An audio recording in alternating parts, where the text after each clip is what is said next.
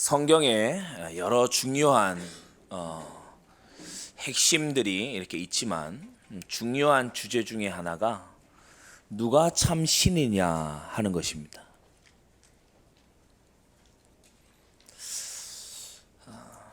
아브라함, 이삭, 야곱, 요셉 당시에 아주 큰 왕국을 이미 형성했던 이 애굽 땅, 이집트죠. 거기에 요셉이 이제 잡혀가게 됩니다. 노예로 갔다가 죄수로 가는 여정을 여러분도 잘 아실 테고, 이 요셉이 감옥 생활을 하고 있는데요. 어느 날 왕으로부터 호출이 온 거예요. 바로의 궁으로 와라. 가게 된 겁니다. 바로의 주변에는 여러 신들을 섬기는 술사들이 이미 꽉 포진해 있었거든요. 바로가 꾼 꿈을 해석해 보라고 했는데 이 여러 신들을 섬기는 이 박사와 술객들 중에서 아무도 못 푸는 거예요. 바로의 신하들 중에 답을 주는 자가 없었죠. 그때의 술 맡은 관원장이 예전 자신이 있었던 그 일화를 기억해내고, 그래서 작은 일이 작은 현장이 작은 게 결코 아니죠. 이 술 맡은 관원장이 한 사람이 있습니다. 이 사람은 술객도 아닌데 좀 이게 다른 사람입니다. 그래, 불러봐라. 그래서 이 파라오가 가지고 있었던 정말 막 죽을 것 같은 답답함을 요셉이 탁 풀어준 거예요.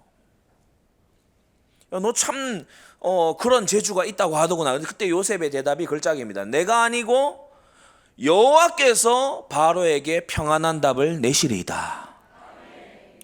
이 바로가 궁금해진 겁니다. 여호와가 도대체 누구길래 이 요셉을 통해서 하나님의 신이 감동한 사람을 딱 만나게 된 거 있죠. 우리 모든 안디옥 교회 성도들은 세상에 많고 많은 힘과 권세와 능력이 있다고 하는 그 와중에 요셉처럼 절대 권능자의 그 증인들 되시기를 바랍니다. 모세가 또다시 세월이 흘러서 애굽으로 찾아간 거예요. 그 당시에 이 야곱의 후예들이 노예돼 있었죠. 요셉은 이미 세상 떠난 지 오래됐고, 그때 애굽에 가서 이제 하나님께서 시키신 대로 이제 10가지 재앙이 밀어닥치게 됩니다. 이 10가지 재앙이 이 애굽 신들에 대한 심판입니다. 애굽은 뭐 파리의 신, 뭐 가축, 소 이런 것도 하누스라고 신으로 섬기고, 이도 섬기고 개구리도 섬기고 그러고 있어요. 이 모든 것이 너희들이 섬기고 너희들이 좋아하는 이 신이 너희들에게는 저주고 재앙이다. 이게 10가지 재앙이 주는 메시지거든요. 마지막에 흑암으로 완전 덮이게 되죠. 애굽의 태양신이 완전히 힘을 잃게 된 겁니다. 그러면서 너희가 태양신의 아들을 바로라고 그렇게 하지, 너희의 아들의 목숨줄은 나 여호와 하나님이 쥐고 있다. 이게 6월절의 선언이죠.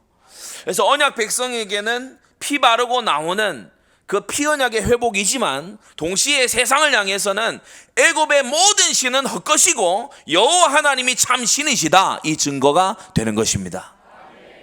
이후에도요, 구약 성경 전체가 또 신약에 이르기까지 뭐가 참 신이냐.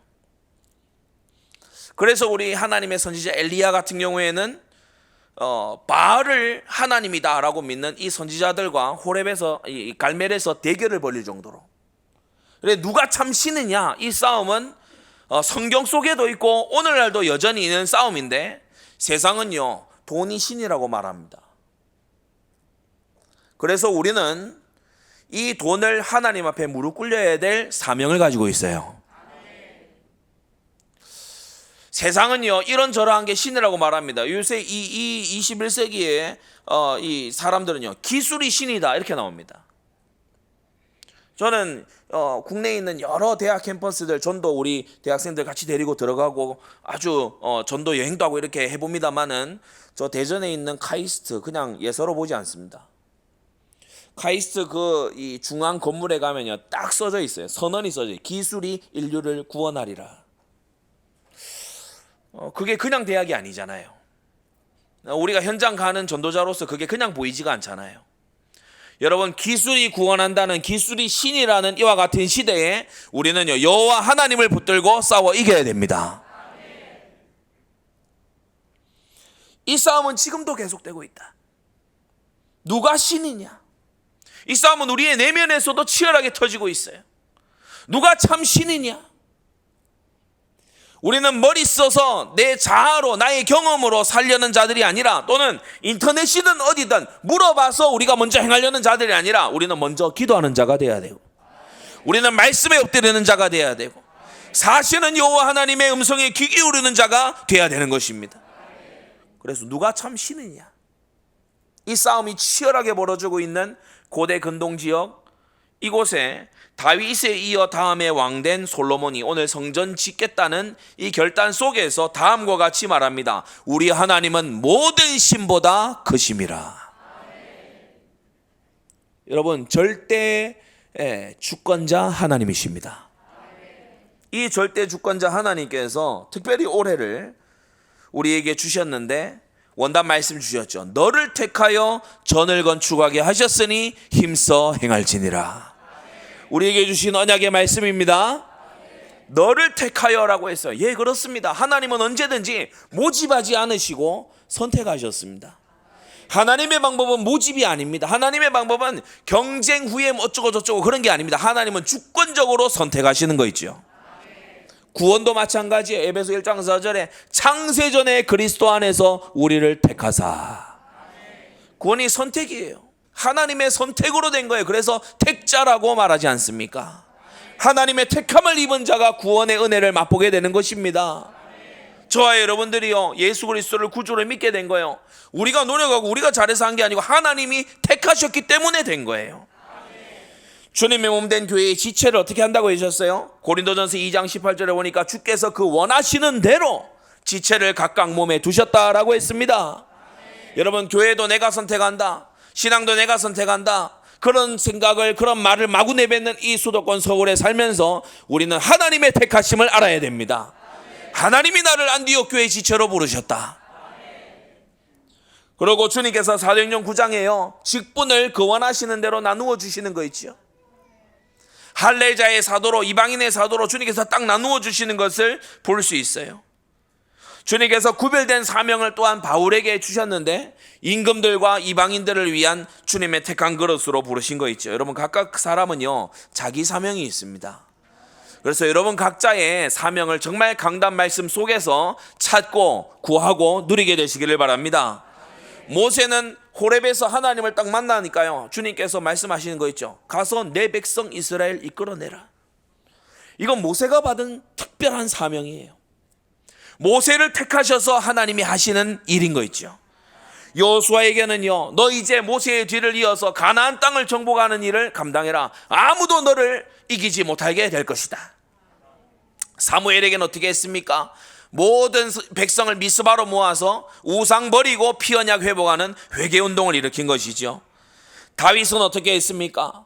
바로 성전 건축과 신정국가와 말씀 전하라는 세 가지 사명을 다윗을 통해서 이루신 것입니다. 고린도전서 3장에 보니까요, 바울이 이렇게 고백하고 있죠. 나는 심었고 아볼로는 물을 주었다. 그러나 자라나게 하시는 이는 오직 하나님이시다. 고린도 교회 하나가 서는 데 있어서요, 바울이 개척의 사명을 다했어요. 뒤이어 아볼로가요, 양육하고, 얼마나 문제 많은 고린도 교회입니까? 그런데 거기에 모든 문제들을 사실 이렇게 봉합하고 한 것이 아볼로가 한 사역이었죠. 바울의 제자 디모데도요, 디모데후서 2장을 보면 네가 많은 증인들 앞에서 내게 들은 바를 충성된 자들에게 부탁해라, 이런 이 명령을 받고 있습니다. 디모데는 자신이 받은 사명을요, 위임하고 제자 삼고 대신할 자를 세우는 이 사명을 받은 거예요. 똑같이 바울의 제자인 디도는요, 디도서 1장 5절을 보게 되면 내가 너를 그레데에 떨어뜨려 둔 것은 부족한 일을 바로잡고 그 그레데의 장로들을 세우고자 합니다 라고 했어요. 바울은 디도에게 중직자 선발이라고 하는 과제를 준 것입니다. 여러분, 각자에게 주어진 사명이 있습니다. 주님이 몸된 교회에서 내게 주어진 사명이 커 보이고 작아 보이고에 관계없이 주님이 주신 사명에 충성되이 사명 완수하시기를 바랍니다. 특별히 성전 건축 사명에요, 제외된 자가 있었고 선택된 자가 있었어요.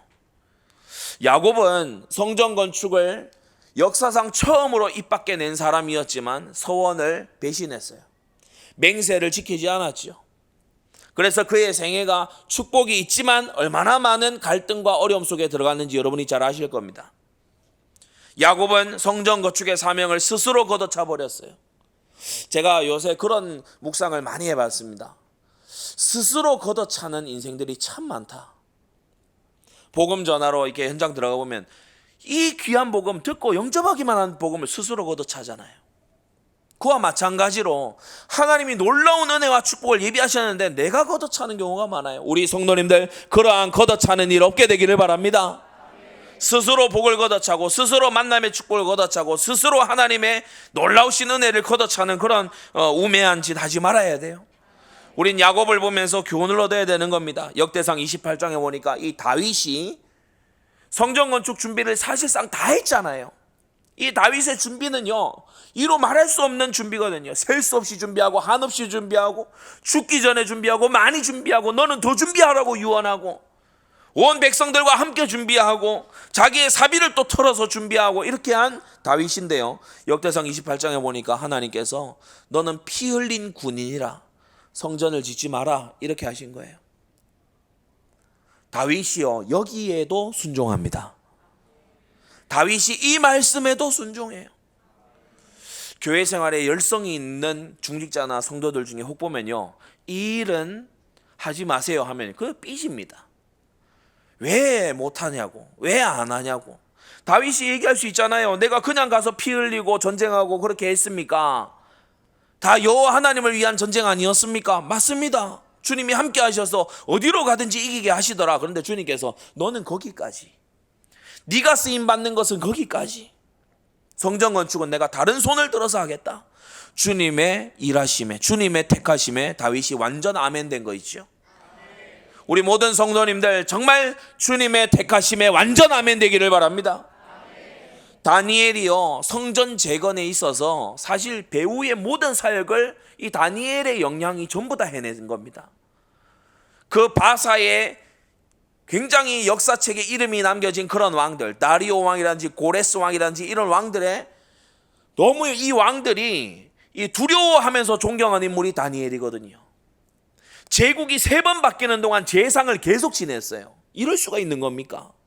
나라가 바뀌었는데 다니엘 자리는 안 바뀌어. 왕도 바뀌는데 다니엘 자리는 안 바뀐다고. 이럴 수가 있는 겁니까? 이 다니엘이요 기도하는 사람, 이 다니엘이 말씀하는 사람이고, 이 다니엘이요 이스라엘의 회복을 기다리는 사람이거든요. 70년 만에 회복되리라 하는 예레미야의 이 말씀을 알고 다니엘서 9장에 보면요, 다니엘이 아주 남다른 회개의 기도를 합니다.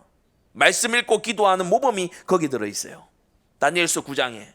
그런데 이렇게 성전 재건에 대해서, 민족 중흥에 대해서, 하나님의 언약 백성 회복에 대해서 열과 성이 있는 다니엘에게 주님께서 12장 3절에 보니까 너 가서 기다려라 이렇게 말씀하시죠. 12장 13절에 너는 가서 기다려라. 성전을 재건하고 다시 고토를 회복하는 이 일 다니엘 너를 통해서는 하지 않을 것이니까 너는 조용히 돌아가서 기다려라. 다니엘이 군말이 없는 거 있죠. 하나님의 택하심에 충성한 성도들이, 위인들이 있었는가 하면 또 한편에서는 하나님의 택하시지 않음도 감사하게 받은 위인들이 있었으니 우리는 주님의 택하심이 기준입니다. 하나님의 선택이 기준이에요. 민주주의 사회는요, 내가 지지한 후보가 막 되면은, 이제 당선되면은 왜 선거를 통해서 권력을 이양하는 게 이게 이 대의민주주의잖아요. 그러니까 내가 지지한 후보가 되면은 그때부터 말합니다. 국민의 승리다. 지가 지지해놓고 되면은 국민의 승리다. 하늘의 뜻이다. 막 온갖 미사여구를 다 써붙입니다. 그래서 꼭 보면요, 뭐 대선 당선된 그 다음날 뉴스 헤드라인이거든요. 국민의 승리라고. 위대한 국민의 선택이라 하면서. 왜? 날 선택했거든. 그따위 짓을 합니다 또. 근데 내가 안 찍은 후보는 어떻게 돼요? 내가 선택 안 한 후보는 뭐예요? 이럴 수가 없다. 민주주의가 죽었다 하면서. 이놈의 민주주의는요 사흘들이 죽어요. 얼마나 자주 죽고 또 뭐 자주 어떻게 되는지 몰라요. 그러면서요 막 국민이 이제 큰일 났다 그러고요. 그러니까 사고방식과 이 생각이 뭡니까? 내가 선택한 게 진짜다, 여기로 딱 돼 있어요. 내가 선택한 게 기준이다, 이렇게 돼 있어요. 내가 선택한 대로 돼야 된다, 이렇게 돼 있어요. 이거 오늘 다 내려놓고 하나님의 선택을 따라가야 돼요. 하나님의 선택을 존중해야 돼요. 하나님의 선택에 순종해야 돼요. 얼마나 이 세대가 폐역한지 모릅니다. 성선택 이렇게 나오잖아요. 하나님이 남자로 지었는데 나 여자라는 거예요. 하나님이 여자로 지었는데 나 남자라는 거예요. 이런 폐역한 세대가 있습니까? 하나님께서요 몇 사람은 주님의 강단을 봉사하는 일에 섬기게 하시고, 몇 사람은 중직으로 부르시고, 또 몇 사람은 제자로 평신도로, 또 어떤 사람은 이름도 없이 빛도 없이 충성 헌신하도록 주님께서 하시니 주님의 선택이 맞습니다. 주님의 택하심이 맞다는 거예요. 자꾸 아니라고 항변하는 우리가 잘못된 것이란 말입니다. 주님은 다윗 대신에 누굴 택하셨어요? 우리가 성경 아는 우리가 볼 때요 차라리 다윗을 택하지 이런 마음이 혹 들 수 있잖아요. 그런데 주님은 주권적으로 솔로몬을 택하셨어요. 어린 솔로몬. 주님께서 나기 전에 사무엘하 7장에 다윗 너에게서 한 아들이 날 것인데 그가 나의 집을 건축할 것이고 나는 그의 왕위를 견고케 할 것이다. 주님의 나기 전에 선택이 솔로몬이었어요. 역대상 22장에 이 솔로몬이 태어나니까 하나님께서 선지자 나단을 보내서 축하하시고 축복하시면서 그에게 여디디아라는 아명을 지어주셨죠. 사랑 입는 자, 사랑받는 자. 주님께서 이 솔로몬을 특별히 구별하셔서요 이번 올해의 이 원단 말씀이 너를 택하여, 이때 너가 그 문맥상 솔로몬입니다. 어리고 약한 솔로몬입니다. 어떻게 보면 내막을 알면요 사람들이 혹 손가락질도 할 수 있는 솔로몬입니다. 뭡니까? 우리아의 아내 바세바의 아들이에요. 다윗이 불법으로 취한 그 아내의 아들입니다. 이 약한 어린 이 솔로몬을 하나님이 택하셔서 하나님의 전능하신 능력으로 전을 건축할 일에 쓰시겠다는 것입니다. 에스라 3장 8절에도 마찬가지지요. 스룹바벨, 이 사람 이름이 왜 이 모양입니까? 스룹바벨, 왜 이 모양입니까? 포로 출신이에요. 포로 출신이란 말입니다. 포로로 이 속국돼 있던 그 나라에 이제 어찌저찌 해서 유대 땅 총독으로 스룹바벨이 임명돼서 왔는데 유대 땅은 폐허된 그 자체예요. 아무 권력도 없어요. 저 북쪽에 미리 와서 혼합주의로 정착해 있는 사마리아 사람들이 와서 조롱하고 희롱해도 아무 대꾸도 못합니다. 그 정도로 연약하고 약한 이 스룹바벨을 주님께서 택하셔서 성전 재건의 역사에 쓰신 겁니다. 여러분, 하나님의 택하심은 후회하심이 없습니다. 둘째, 전을 건축하게 하셨다. 특별한 사명을 말하는 거예요. 앞서도 얘기했지만 출애굽, 가나안 정복, 회개운동, 세 가지 사명, 이런 것들 다 독특한 사명이지만 성전 건축은 아주 특별한 사명입니다. 왜 그렇지요? 언약 백성 역사의 클라이막스이기 때문이에요. 모든 규례가 이곳에서 완성되기 때문입니다. 5대 제사와 12절기와 이 모든 것이 이곳에서 완성되기 때문이에요. 48 그 성읍들, 레위인의 그 48 성읍들을 전부 다 관장하고 컨트롤 타워가 되는 것이 바로 이 성전이기 때문이에요. 열왕기상 9장에는요 솔로몬의 봉헌 기도를 받으시고 주님께서 이처럼 응답하셨지요. 내가 나의 이름을 그곳에 두고 나의 눈과 마음이 항상 거기에 있으리니. 그래서 유다 왕조의 역사를 보게 되면 이 성전을 청소하기만 해도 하나님의 은혜가 임해요. 이 성전을 수리하는데 하나님의 민족을 새롭게 하시는 역사가 시작이 되는 걸 볼 수 있어요.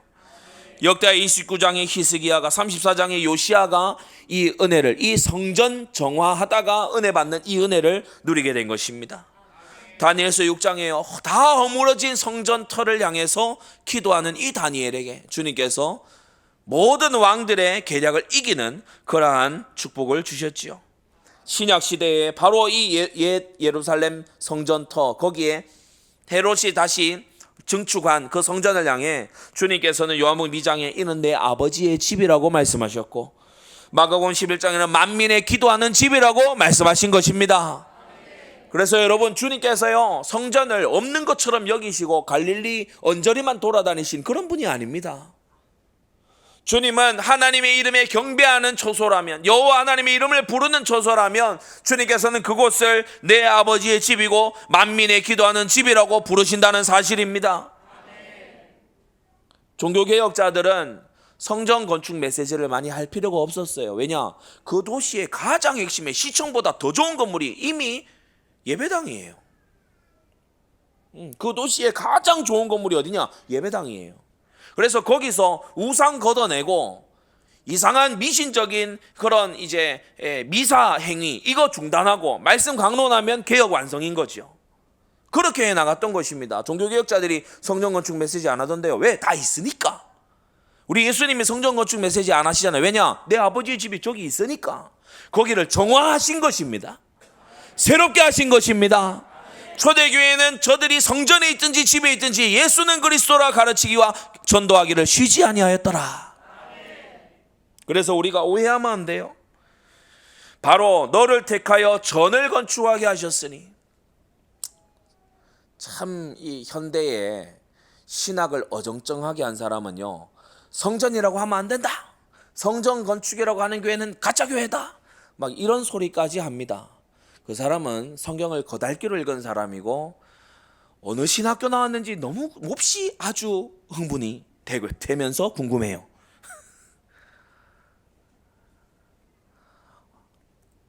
우리는 성전을 소중히 여기는데 오늘 이 솔로몬의 마음처럼 성전을 아주 소중히 여깁니다.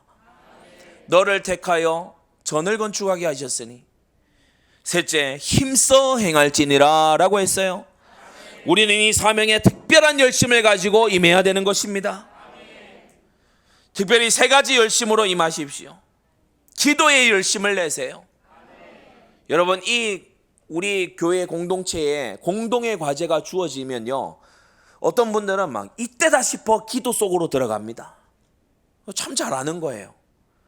그런데 뒤로 먼발치에서 그냥 구경하고 있는 이런 분들은요, 응답이 와도 별 감격도 없고 응답이 내 응답으로 연결도 안 되고 이렇게 돼버려요. 그래서 이 성전 건축이 절호의 기회니까 여러분, 기도로 인생 다시 건축하는 은혜가 있게 되기 바랍니다.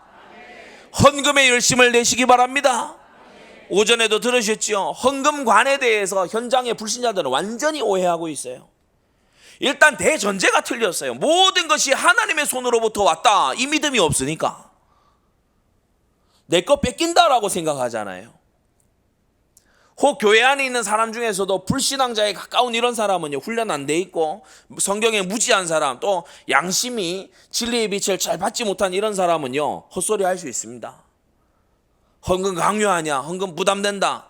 여러분, 성경은 헌금은 은혜라고 말합니다. 성경은 뭐라고 하는지 하면 이 헌금이 미래라고 말하고 있습니다. 헌금은 사랑의 진심이라고 말하고 있습니다. 헌금은 모든 것 주신 하나님 앞에 정직한 반응이라고 말하고 있습니다.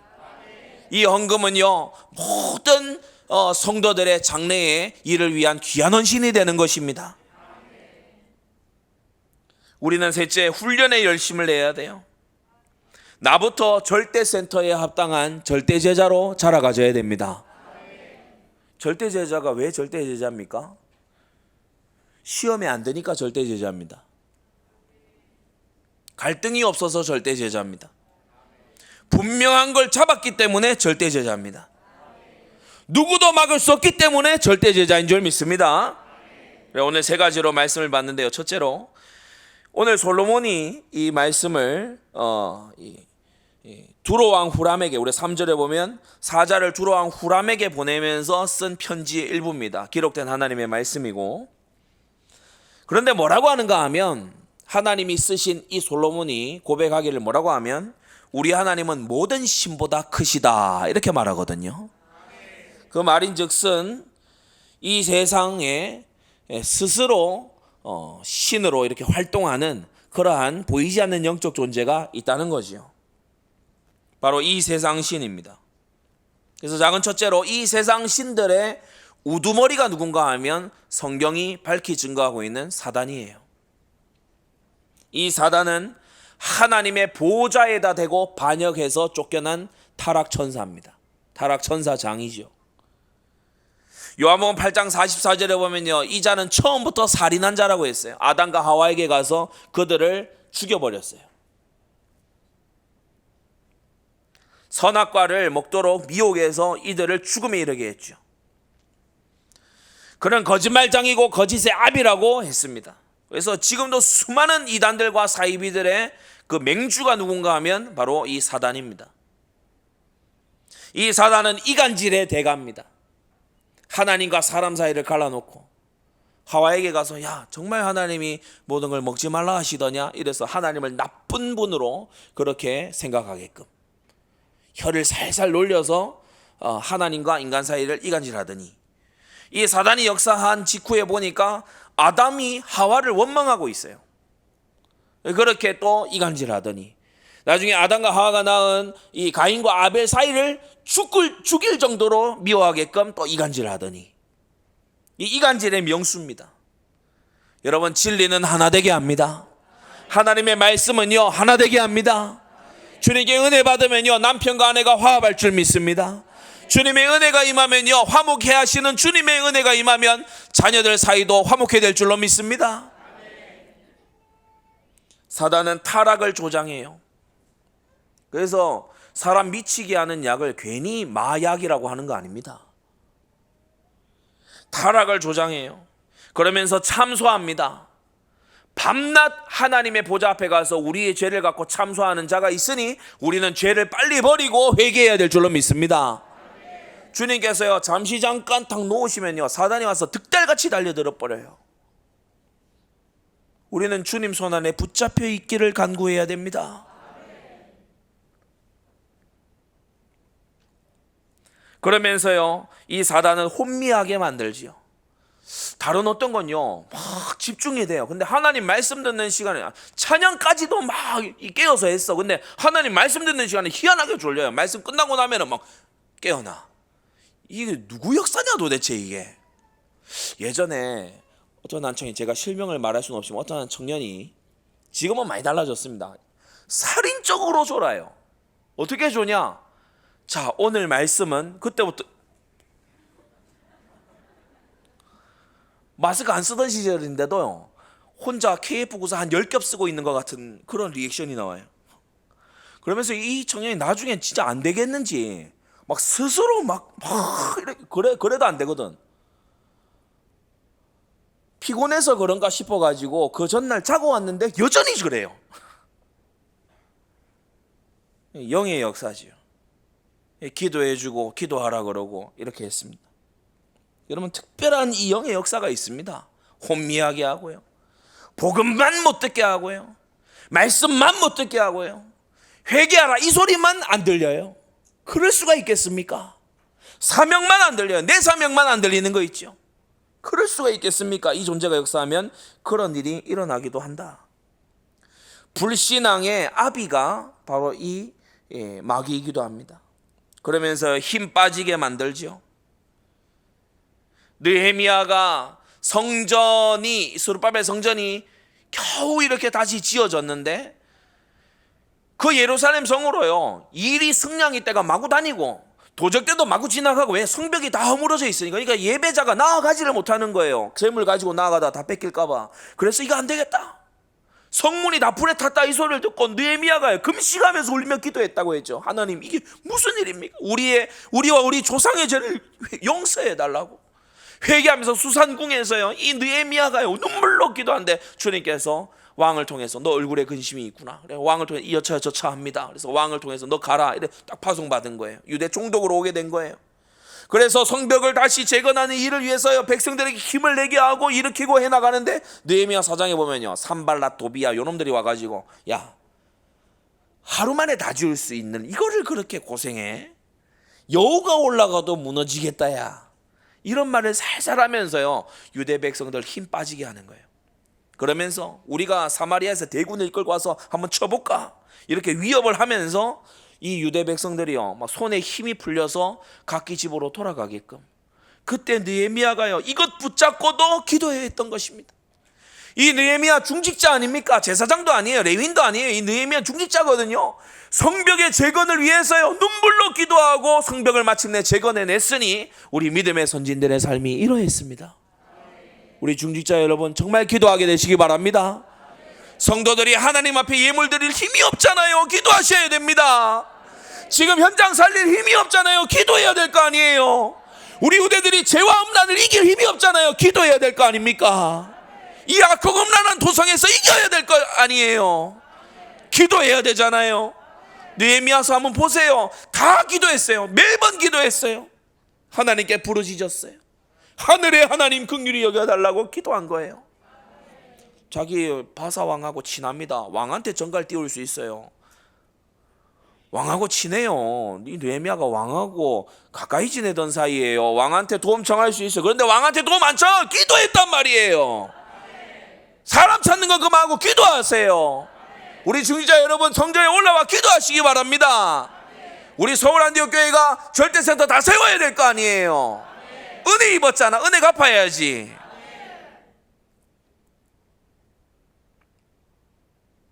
이 세상 신이요, 힘 빠지게 만들어요.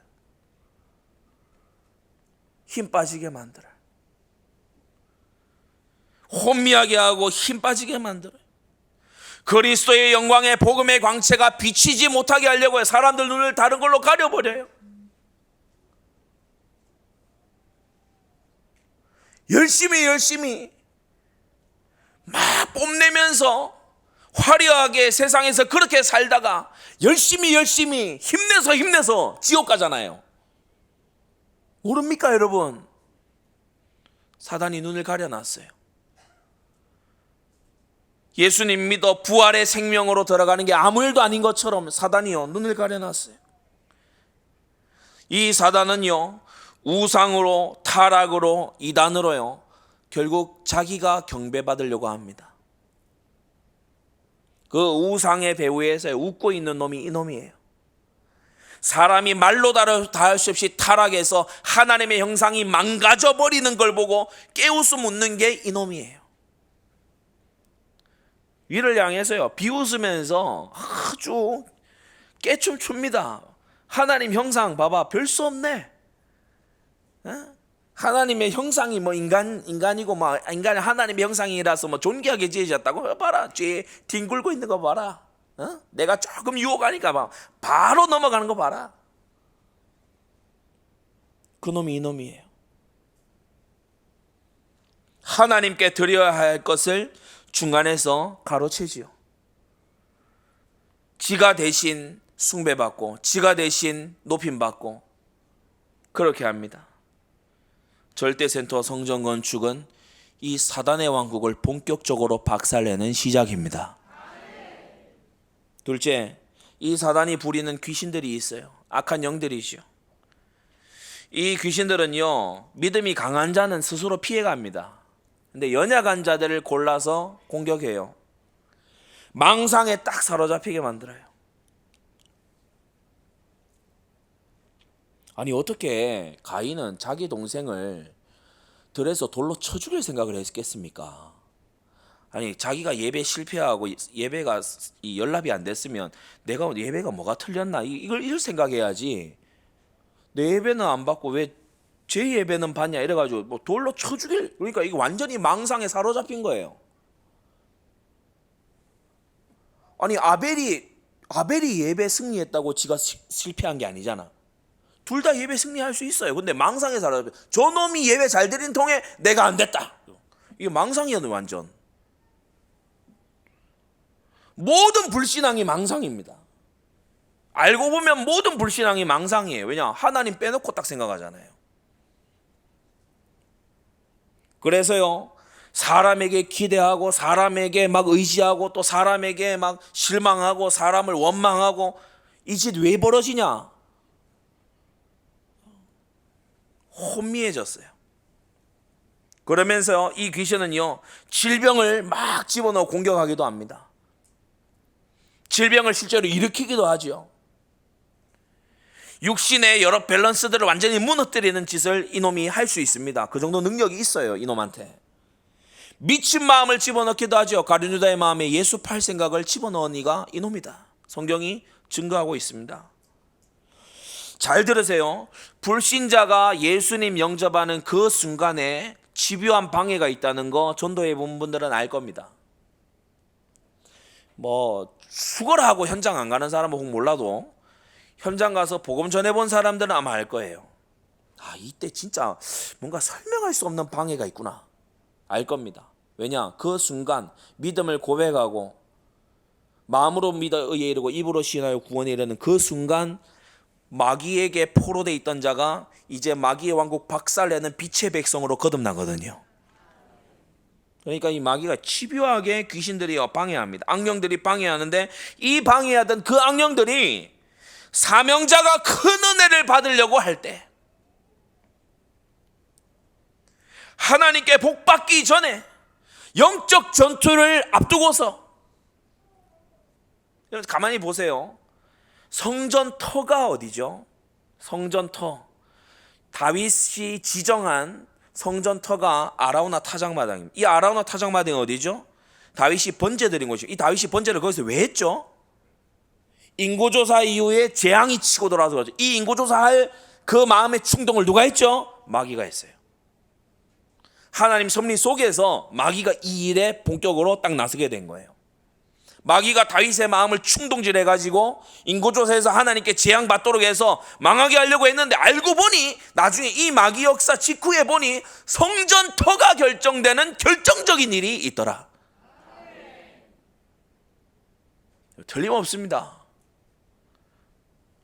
12제자가 딱 선발이 돼서 완전히 예수님의 진용이 딱 갖춰지기 직전에요. 마귀가 찾아와서 시험합니다.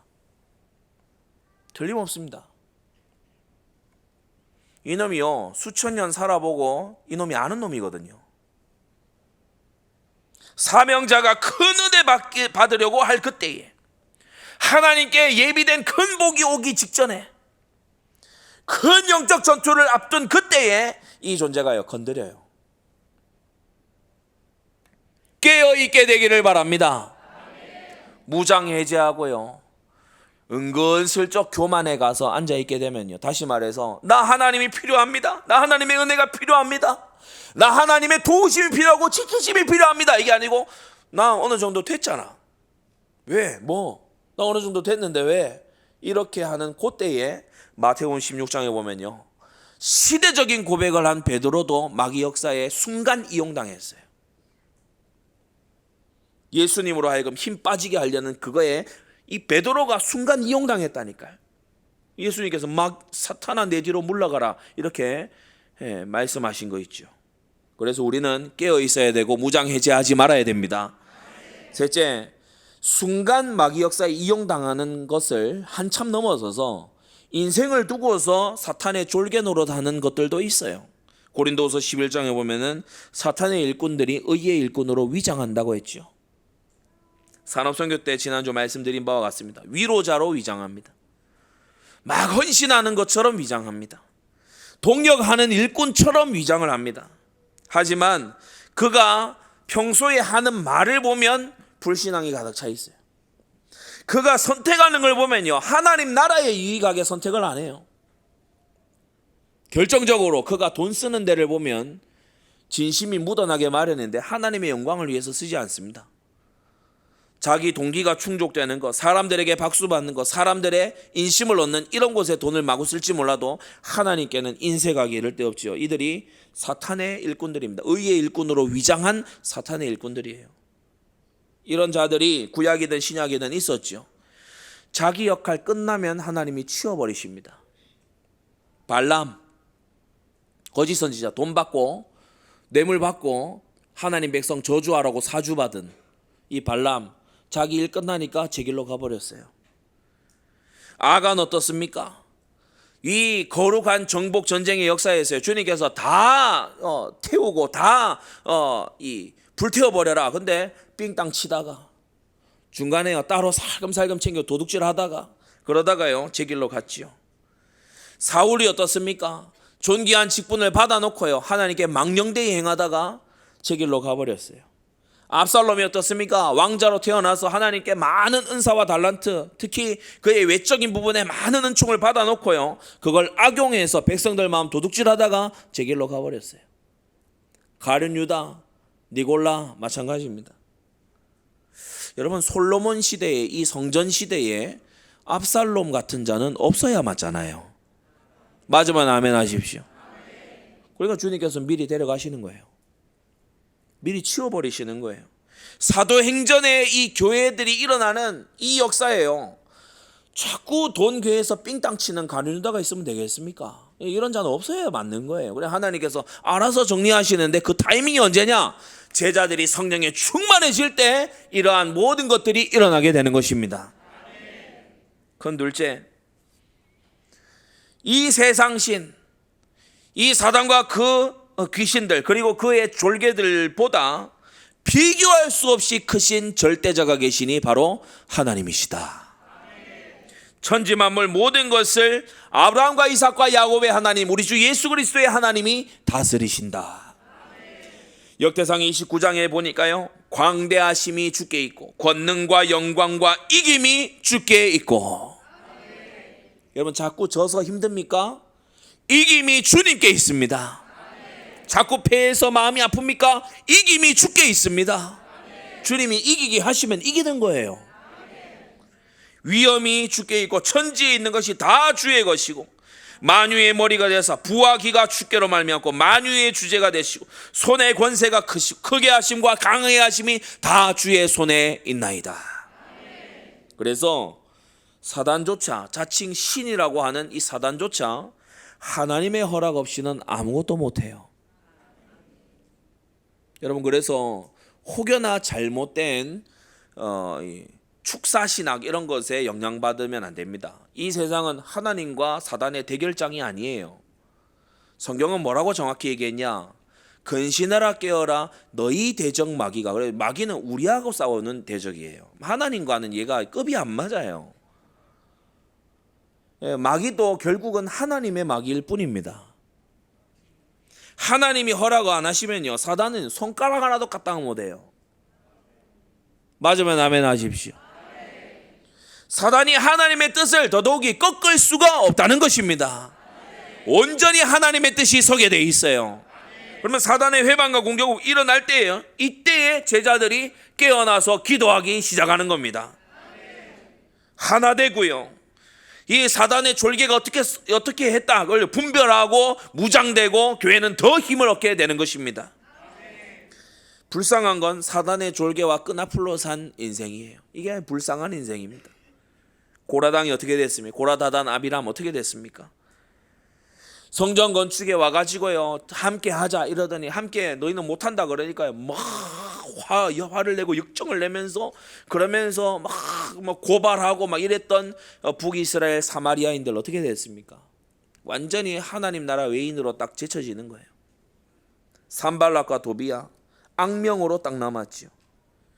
그래서 둘째, 천지 만물 모두를 다스리시는 이 하나님을 위하여서 오늘 솔로몬이 말합니다.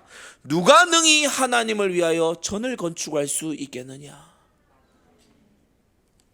6절에 보세요. 누가 능히 하나님을 위하여 전을 건축하리요. 하늘과 하늘들의 하늘이라도 주를 용납치 못하겠거든. 성전 건축에 대해서 이런저런 의구심을 가지는 사람들이요, 얘기합니다. 하나님은 건물에 제한되는 분이 아니지 않느냐. 예, 그럼요. 당연하죠. 솔로몬도 알고 있었어요. 솔로몬이 뭘 모르고 성전 지어서 하나님 거기다 가둬놔야지 이렇게 했던 게 아니란 말입니다. 그래서 오도하지 말아야 돼요. 하나님이 건물에 제한되는 분이 아닙니다. 맞습니다. 솔로몬도 이미 이 사실을 잘 알고 있습니다. 도리어 뭐라고까지 얘기했냐? 하늘의 하늘들의 하늘도 하나님을 감당 못한다. 그러나 그 앞에 분향하기 위하여서 우리는 성전을 크게 지으려고 한다. 분향이 뭐지요? 피제사로 그 앞에 태워드리는 번제의 그 향연을 말하는 거예요. 복음을 말하는 것입니다. 기도의 향연을 말하는 겁니다. 찬양의 향연을 말하는 것이에요. 우리가 하나님 앞에 경배하고 복음을 사수하고 기도하고 찬양할 전이 세상 그 어떤 것보다 초라하지 말아야 되는 것입니다. 웅장하게 건축하겠다라고 하는 것은 성도의 구약이나 신약이나 동일하신 하나님을 섬기는 한 분 하나님의 백성의 중심이요 양심인 것입니다. 여러분, 하나님의 전이요 우상의 정각보다는 커야 되잖아요. 신정국가 얘기할 때 떨떠름한 사람이요, 불국 사회는 의문 제기 안 하더만. 불국이라며. 불국 이렇게 할 때 굉장히 기분 나빠요. 그 하나님 백성 아니에요? 왜 불국의 불국민이 되고 싶어요? 이상한 생각을 가지고 있는 거예요. 당연히 하늘과 땅의 모든 권세를 가지신 예수님의 그 원칙에 따라서 이 나라 정치, 경제, 교육, 문화가 다 새롭게 세팅이 돼야지. 맞습니까? 그러면 불교식으로 할까? 다 머리 밀어봐요? 난 머리 미는 거 싫어. 시려워. 춥다고.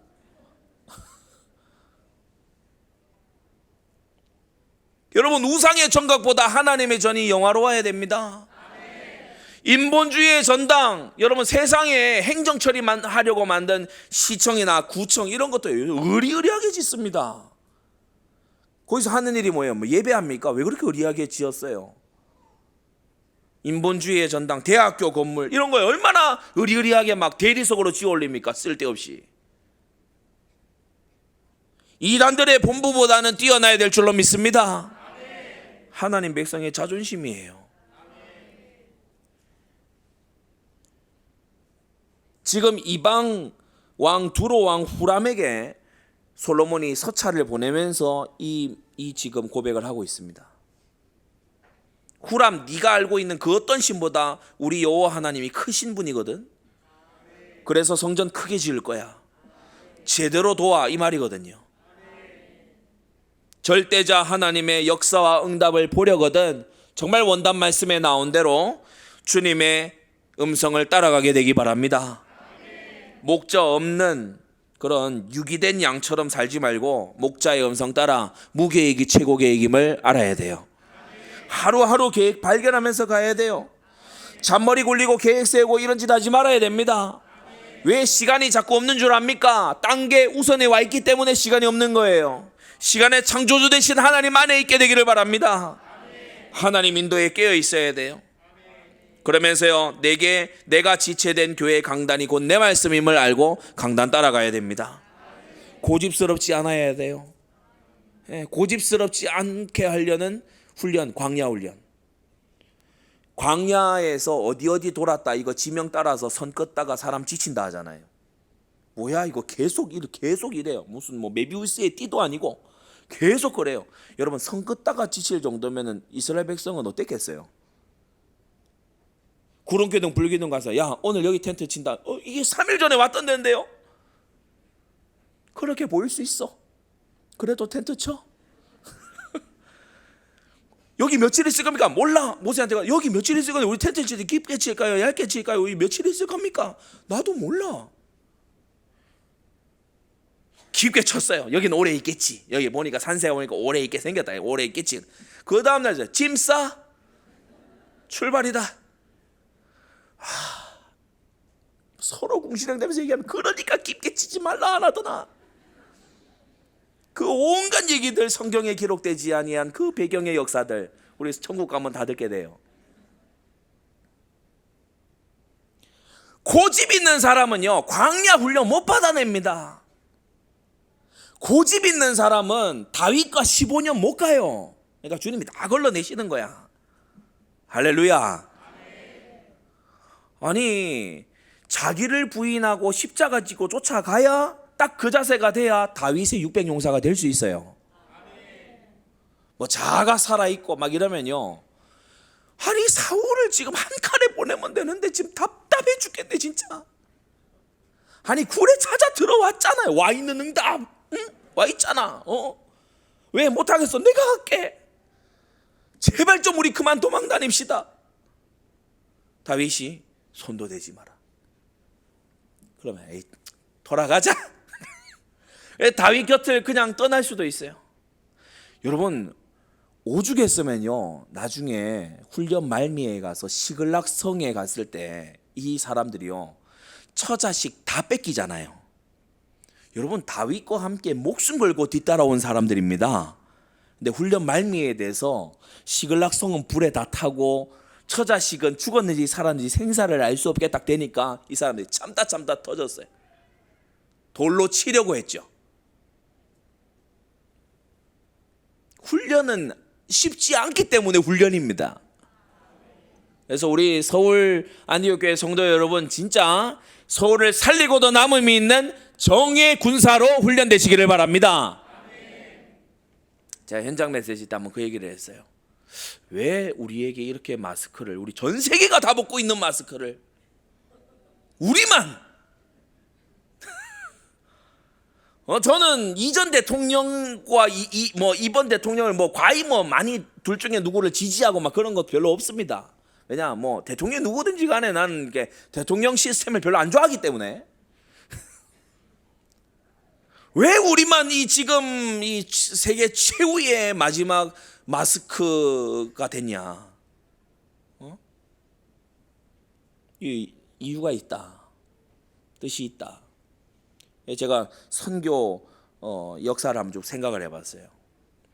지금 미전도 종족이 있는 지역이요, 정말 척박한 땅들입니다. 얼마 전에 저도 어떤 선교사님으로부터 그걸 또 전해 듣기도 했는데, 주로 고산지대에 살아요.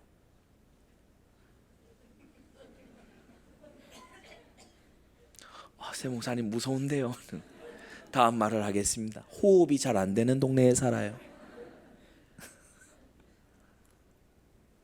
제가 장의자에 딱 이 자세로 잘 앉아 계시라 그랬죠. 왜냐, 이게 딱 이코노미 타고 선교 가는 자세니까 딱 잘 앉아 있으라고 얘기했습니다.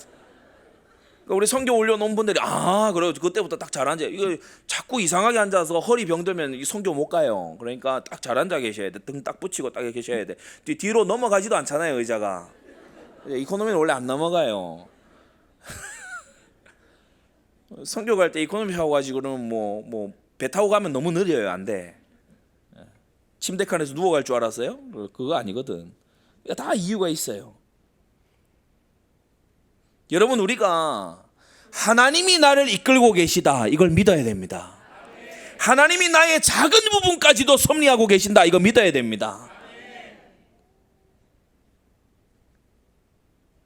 여러분, 어떠한 경우에도 인도 따라가시기를 바랍니다.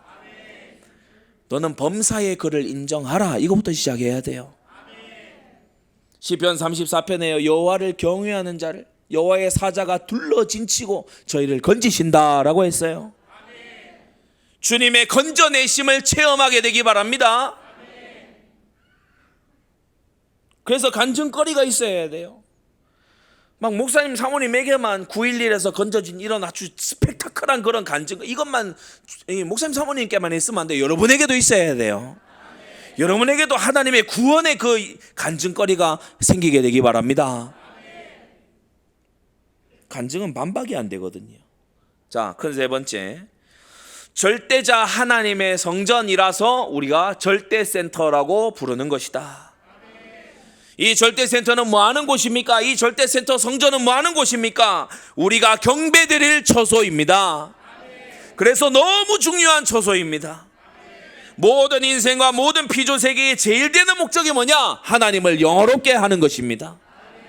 우리가 사는 이유, 오늘이 우리에게 주어진 이유, 우리가 복음 전에서 대상이 예수님 믿어 거듭난 그 사람의 이유 뭐냐? 경배하는 데 있어요. 그래서요, 복음 받은 다음에 예배 드리는 생활을 하자. 예배 드려야 된다. 이 사역 반드시 놓치지 말고 해야 됩니다. 우리가 축복받은 이유, 거룩한 지식을 가지게 되는 그 목적 뭐냐? 하나님을 경배하는 데에 있어요. 참 신자는 하나님을 경외하는 그 태도를 보면 알 수가 있지요. 구미에서도 말씀 전했습니다마는 지금 여러분의 바로 1m 앞에 이 나라 대통령이 와서 딱 앉아 있다고 생각해 보세요. 지금 그 자세로 앉아 있겠습니까? 혹 여러분 바로 앞에 여러분의 회사의 CEO가 와가지고 여러분 앞에 딱 앉고 1대1로 독대를 딱 했다, 졸고 앉아 있을 사람이 있겠습니까? 하나님은 그보다 크신 분이 아닙니까? 하나님 그보다 존귀하신 분이 아닙니까? 솔로몬이 지금 그 말을 하고 있는 거예요. 모든 신보다 크신 하나님이 아니시냐? 당연히 크게 지어야지. 둘째, 절대 운동의 요람이 되는 것입니다.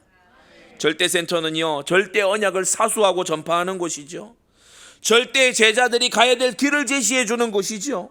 절대 시스템을 깔아나가는 곳이죠. 절대 현장을 회복하는 그러한 요람이 되는 것입니다. 새가족과 후대에게 남겨 증거할 성전이고요, 그리고 우리의 보이는 신앙 고백입니다. WCC와 다원주의, 유사신학과 세상에 만취된 한국교회를 개혁하는 신호탄인 것입니다. 에스겔 22장에 이렇게 말했죠. 성 무너진 데를 막아서서 멸하지 못하게 할 사람을 내가 찾았는데 찾지 못했다. 그 사람이 우리가 돼야 됩니다. 셋째, 3비전의 심장이 바로 이 절대센터입니다.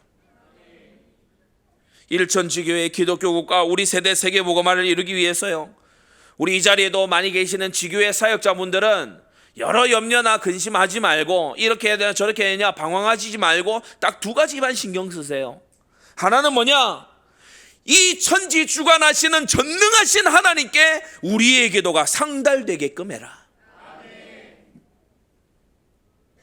문제는 기도가 상달이 잘 안 되는 데 있어요. 자꾸요 남편 아내하고 불화해서요, 기도가 막혀버려요. 죄를 마음에 가득 품고요, 기도 안 들으셔. 자꾸 정욕대로 쓰려고 잘못 구해요. 그러니까 기도가 안 되는 거예요. 그러나 이것을 전부 다 끊어내고 하나님께 기도가 상달되면요, 위로부터 임하는 새 힘이 오게 돼 있습니다. 이걸 힘입어야 되는 거예요. 새가족부터 중직자 이르기까지 이걸 힘입어야 되는 겁니다. 위로부터 오는 빛의 힘을 힘입어야 되는 거예요. 다른 힘이거든요. 나를 초월하는 힘이거든요. 나의 한계를 가뿐히 넘어서는 힘이거든요. 이 힘을 모든 성도들은 힘있게 되기 바랍니다. 그러면서요, 말씀 전달되게 해두면 돼요. 위로는 기도 상달되게 해놓고 주변으로는 말씀 전달되게 딱 해놓으면 돼요. 그러면 하나님께서요, 죽정이 가라지 말고 진짜 알곡 딱 붙이게 되시는 역사가 있을 것입니다. 여러분, 칼빈과 낙스와 카이퍼가 못다 이룬 꿈을 이룰 후대들이 일어나게 될 것입니다. 주님께서 위로부터 보내실 줄을 믿습니다.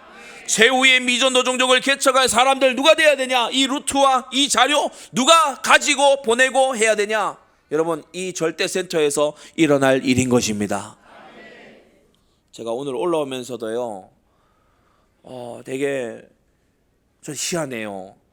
제가 어지간해서 금식기도 잘 안 하는 사람인데 왜 전도지 하나 만들면서 금식기도 했다고 말씀드렸잖아요. 이거 지금요, 중국 내지로도 또 들어갔답니다. 그래서 이제 여기저기서 이제 소식이 들려요. 이 10문장 복음 이거 누가 만든 거냐? 뒤에 보면은 사무엘 킴이라고밖에 안 적혀 있어요. 이름 내려고 한 것은 아니고 이제 선교사님이 만들 때 그때 거기에다 넣어서 만들어서 그렇게 돼버린 건데, 여러분, 우리가 복음이 증거되는 일에 쓰임받을 수 있다면 이보다 더한 영광은 없습니다. 온 천하 만민이 우리의 오기를 학수고대하고 있다. 여러분, 이거 진짜 믿어지셔야 됩니다. 여러분이 받는 훈련이 지금요, 독수리 훈련과 같다는 것을 기억하시기 바랍니다. 결론입니다. 너를 택하여 전을 건축하게 하셨으니 힘써 행할지니라 라는 이 말씀에 솔로몬이 내가 건축할 전은 크니 우리 하나님은 모든 신보다 크심이라 라고 화답하는 걸 볼 수 있어요. 우리 하나님은 모든 신보다 크십니다. 이게 무슨 의미입니까? 고로 하나님은 원하시면 모든 것을 주실 수 있는 절대자가 되신다. 원하시는 것은 무엇이든, 원하시는 자는 누구에게든 원하시는 만큼 제한 없이 한량 없이 그 무엇도 되게 하실 수 있고 그 무엇도 막으실 수 있는 분이 우리 전능하신 하나님이시다. 그리고 또 하나, 모든 것을 받으시기에 합당하신 유일한 한 분이 우리 하나님이시다. 여러분, 이것이 절대라는 이 한 말 속에 들어있는 깊고 넓은 의미인 것입니다.